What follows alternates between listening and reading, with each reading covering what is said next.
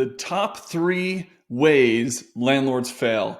Hey guys, I'm Nate with Keyrenter Property Management, and today I want to share with you some of the things that I've learned and observed over the last 13 years of managing our own rental properties, as well as working with investors and landlords with our team from all over the country, as well as all over the world, people that are buying investment properties and looking to Keyrenter to manage those and to help them navigate the world of owning rentals and growing in wealth through the real estate that they own. And, oftentimes when we think of rental properties and you go on to YouTube or you're looking at different blogs, you hear a lot about the benefits, which there are so many benefits, right? But today I want to share some insight on these top 3 ways landlords fail. Now, as I've been looking at this for years, we see a lot of different issues that landlords often make and had to narrow it down for this video to come up with the top 3. The first one is, number 1, not understanding and following local laws and regulations. Oftentimes as landlords and investors, especially if we're self-managing those rentals and we're busy in a lot of other things in our lives, we don't either have the time or we don't care enough to find out what those laws are, those regulations, such as the Fit Premises Act or fair housing laws or different state statutes that are in place to protect residents and that you need to live by and work according to.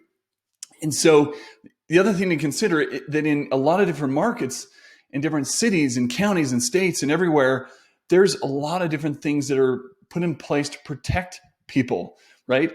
And to protect tenants, there's different agencies that are set up and different things we have to understand and abide by. And there's agencies and different groups are actually put in place to try to catch you, right? And they, in terms of fair housing, there's actually fair housing centers that are calling landlords and calling property management companies to pretend they're a prospective tenant to try to see if you're going to violate some of those laws. Now, there's also IRS issues and so many things to be aware of that oftentimes landlords just don't have the bandwidth to really understand, or maybe they just don't care because they don't see that they're as big enough of a target. But the problem is when you're in violation of those laws and regulations, oftentimes the penalties can be pretty severe. Number 2, poor planning and budgeting. This can be a killer for a lot of people that are buying rentals. They either don't buy it right, so they've got enough cash flow, and they don't plan on there being maintenance and repairs, deferred maintenance, and these sort of things. And so they get into financial trouble. I have an experience with one investor who got frustrated that the furnace went out at their property and they had to replace the furnace because they were having to pull money from their own personal reserves that he was planning on taking his family to Disneyland with. And he got upset with our staff saying, oh my goodness, how am I going to break this to my wife? And I'm just thinking here, my goodness, why do we not have a reserve set aside for this property to cover some of these things that people think are unexpected? But truly, we need to expect the unexpected in this world of owning a rental. And so that's our recommendation, is having 3 to 4 months of rental income. So if you rent out your property for $1,000, have $3,000 to $4,000 in a separate bank account in reserve. And then on an ongoing basis, budgeting roughly 10%. It could be a little bit less if the exterior maintenance covered by an HOA, or maybe a little bit more if your property's older. But of that of gross rents, so again, $1,000 rent, about $100 a month, budgeting that for ongoing maintenance and capital improvements and those sort of things over the course of time. Now, you might go 6 months without having to spend any money, and then you have the water heater go out. And so it's important to have that in mind as you're budgeting. The third one is not running your rental like a business.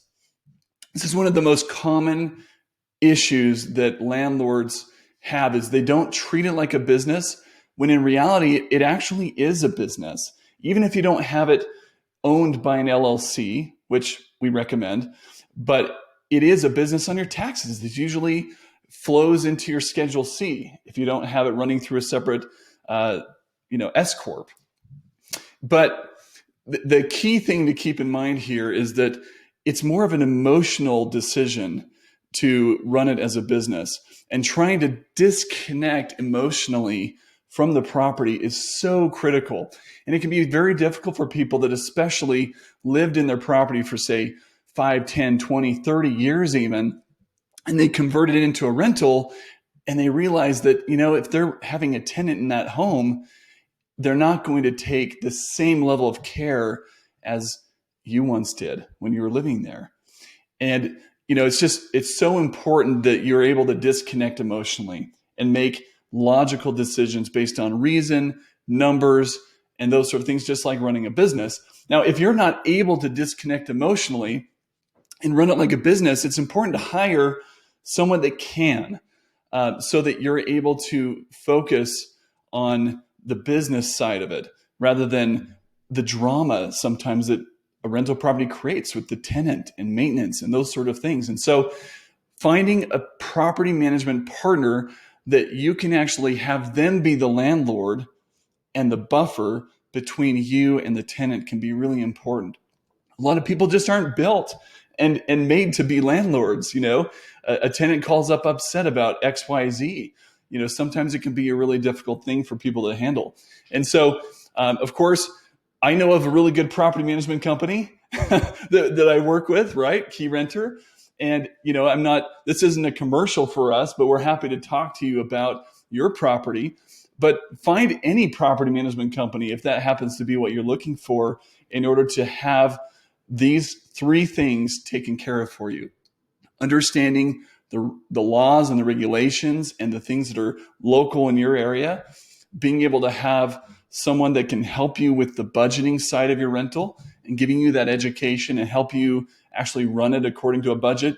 And then again, of course, third, running it like a business. I hope this has been helpful for you guys. Have an awesome day and an awesome week, and we'll talk soon. Take care.